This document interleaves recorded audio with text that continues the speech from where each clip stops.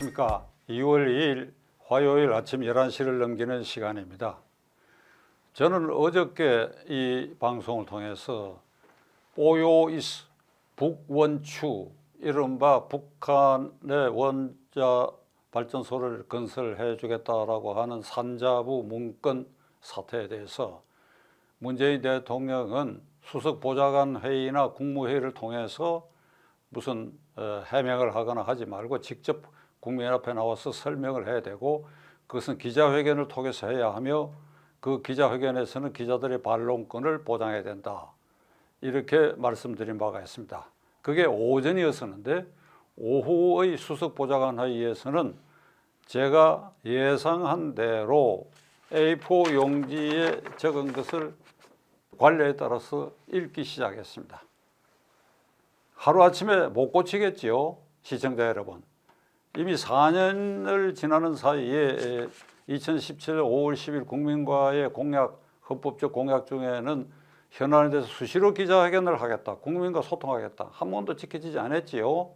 연두 기자회견 누구 말마다 짜고 치는 것, 기자들의 반론권을 인정하지 않는 그걸 형식적으로 하고 말고 늘 수석 보좌관 회의나 국무회의에서 국민을 보좌관 넘어 국무위원 넘어 있는 그 국민을 상대로 이렇게 해명을 하고 하는 것은 국가 원수 행정부 수반으로서 도리가 아니며 그 공약을 지키지 않는 것이다.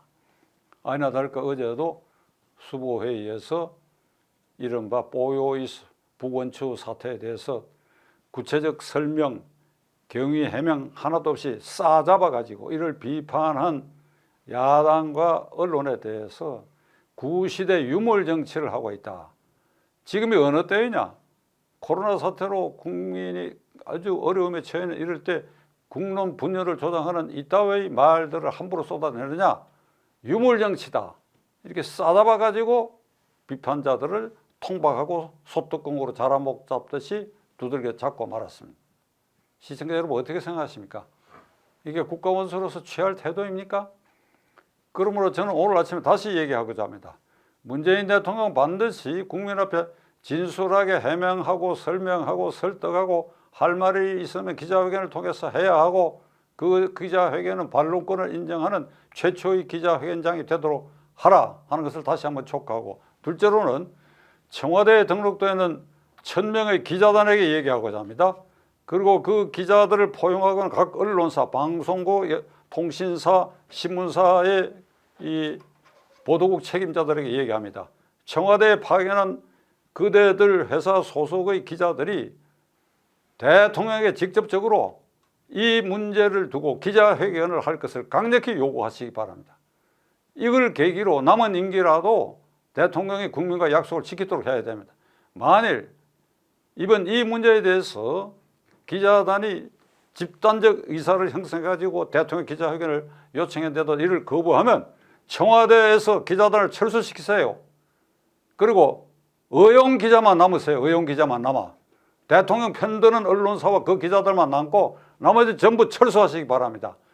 그런 깡단을 이번 기회에 꼭 보여주시기를 각 언론사 편집국 책임자와 청와대에 파견가 있는 기자 여러분들에게 간곡히 말씀드립니다.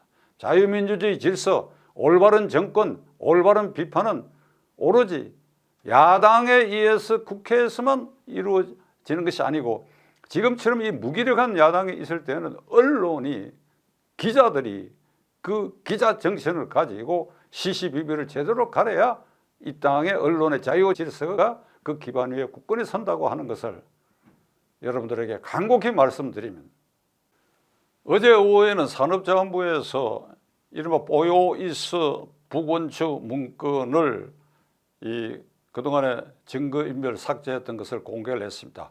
그리고 이것은 어디까지나 산자부 아이디어 차원에서 작성된 것이다, 이렇게 설명했습니다. 그러나 시청자 여러분, 그 작성 시기가 2018년 5월 2일에서 5월 15일경입니다.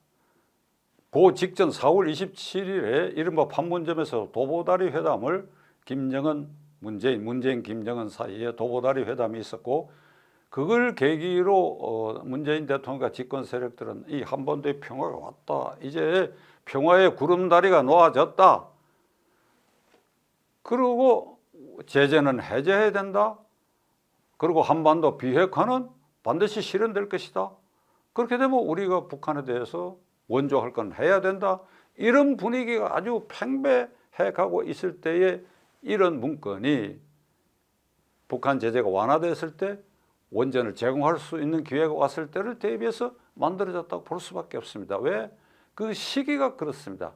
그래서 5월에 그런 일이 있었고 6월 12일에 이 미북 정상회담이 싱가포르에서 열렸는데 이건 기만극이지요. 결과적으로 그게 트럼프와 김정은의 합의문에는 북한의 비핵화란 말 없고 한반도 비핵화 그리고 그 자리에서 트럼프가 즉흥적으로 한미연합훈련 축소 내지 없애겠다는 발언까지 해가 선물을 안겨줘가 이튿날 지방선거에서 문재인 정권이 대승을 거두는 이런 일련의 그런 분위기 속에서 5월 2일에서 5월 15일 사이에 이 문건이 작성됐는데 어떤 용감한 산자부의 국장과 과장이 두 사람이 짜고 앞으로를 대비해 가지고 이런 아이디어 차원에서 문건을 만들겠다. 그런 용감한 짓을 할 수 있나요?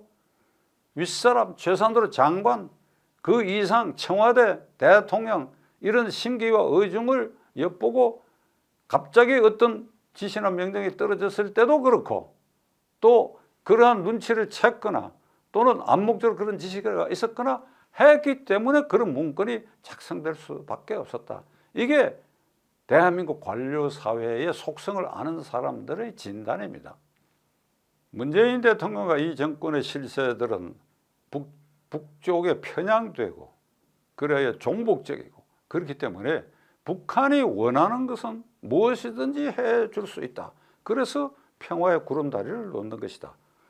문재인 대통령은 해외 순방을 다니면서 구라파에 가고 프랑스의 마크롱 대통령을 2017년에 만나가지고 북핵에 대한 제재를 해제해야 된다. 영국에 가서도 제재를 해제해야 된다. 메르켈 만나가고 제재를 해제해야 된다. 그러니까 이 대한민국 대통령이 이상한 사람이라고 그런 핀잔을 들으면서도 하여간 제재는 해제해야 되고 종전선언을 해야 되고 퍼줄 건 퍼줘야 되고 북한에 이런 거 뭐든지 해줘서 그것이 문재인 정권의 공적이 되고 그렇게 되면 한반도의 핵 문제 자연히 해결되고 그래야 평화스러운 조국이 될 것이다.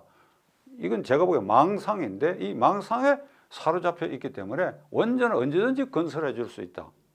남쪽에는 건설 안 하는 것을 원칙으로 했지만은 북한이 전력난으로 허덕인다고 하면 북한에 해줄 수도 있다. 그러니까 이런 나쁜 의미에서 부정적 의미에서 트인 마음을 북한에 대해서는 트인 마음을 이게 이 정권의 속성입니다. 그런데 한 가지 간과 놓치고 있는 게 있어요. NPT에 탈퇴했습니다. 북한은 핵 확산 금지 조약에 탈퇴했어. 원전 건설이 가능하려고 그러면 핵 확산 금지 조약의 범위 안에 들어와서 그 조약국의 일원이 되고 그래야 신고를 해야 되고 복잡한 절차를 거쳐서 그것이 핵폭탄으로 전환되지 않는 장치와 조건을 갖춘 이후에야 비로소 핵 전력발전소 건설이 가능한데 이거 다 무시해버리고 종전선언하고 그래 제재 해제되면 이것도 가능하다. 아주 초등학생 수준의 아이디어 이런 걸 갖고 있다. 그러니까 산자부 공무원들이 내놔라. 북한에 대한 원자력 발전소를 건설하려고 하는 아이디어 내놔라. 정책을 내놔라 했을 때 갑자기 그런 명령이 떨어질 때를 위해서도 대비할 수밖에 없는 것이 이 정권의 속성이다. 문재인 대통령과 정권 실세들의 이 가슴 속에는 NPT 조약 같은 것은 아주 가볍게 여기는 것입니다. 그런 걸림돌, 그것이 문제되지 않는다는 기본 생각 때문에 이게 뽀요이스 북원추 사태까지 이르게 됐다고 하는 것을 시청자 여러분들께서 잘 살피시기 바랍니다. 문재인 대통령은 어제 수보회의에서 수석보좌관 회의에서 구시대 유물 정치를 하고 있다라고 비난을 반대파에 대해서 비판자들에 대해서 퍼부었는데 어제 오후에 김종인 비상대책위원장, 이 국민의힘 비상대책위원장이 부산에 가가지고 가덕 신공항을 국민의힘 당도 개설하는 것을 찬성한다. 그리고 이어서 한일 간에 부산, 일본, 그것은 결국 부산 후쿠오카 또는 부산 시모노세키 그 사이에 해저 터널을 건설하는 것을 장기 전략으로 검토해야 된다. 이런 말을 덧붙였습니다. 자, 그 말이 보도되자 민주당의 대변인을 비롯한 권력 정권 실세들은 벌떼처럼 일어나서 이 친일파적 생각이다. 한일 해저 터널 말이 되는 소리냐?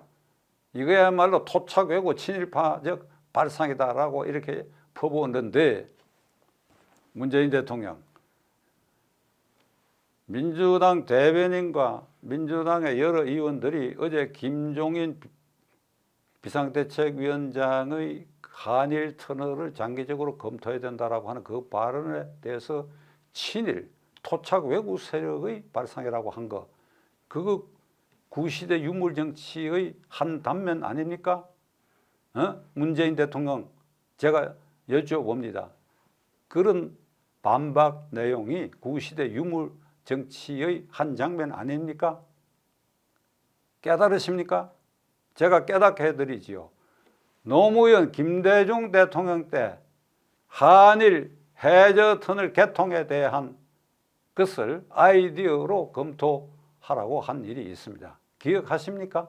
그리고 한일 해저 터널 문제는 이미 조국 광복된 이후에 6.25 전쟁 끝난 이후에도 장차는 한일 해저 터널이 건설돼야 된다 하는 것이 아이디어 차원에서, 그리고 정부 어디엔가 그 어느 위도를 통과하는 것이 나은가. 물론 대마도를 통과하게 되는데 이게 축적된 게 있을 것입니다.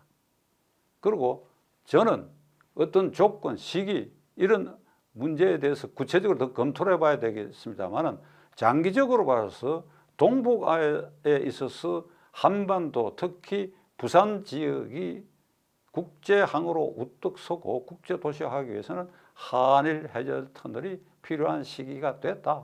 저는 기본적으로 그런 생각을 갖고 있습니다. 그런데 야당이 먼저 이것을 발설했다 그래가지고 과거에 노무현, 김대중 시대부터 검토 발언이 있은 걸 까맣게 잊고 무조건 이게 토착이고 이게 친일파적 행태다. 저는 이런 행동을 보고 이게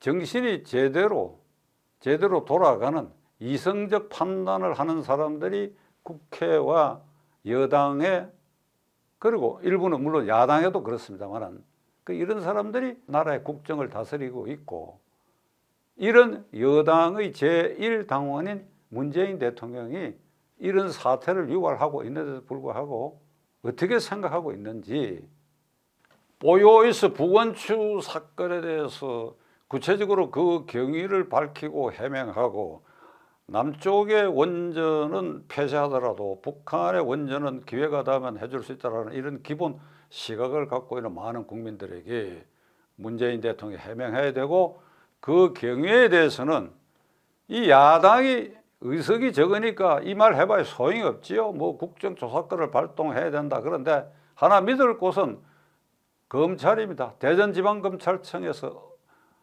어차피 이 원전 문제에 대해서 이 경제성, 월성 1호기 경제성 조작 사건에 대해서 수사를 착수해가지고 그 당시에 이 박은규 장관까지 조사를 한 이런 마당이니까 지금 문제되고 있는 이것까지도 이게 보요이스 원전축 문건이 어떻게 생성된지, 여기에 어떤 지휘계통의 명령 또는 압력이 있었던지 검찰에 기대할 수밖에 없습니다. 시청자 여러분과 저는 이 사태를 똑똑히 지켜봐야 되겠습니다.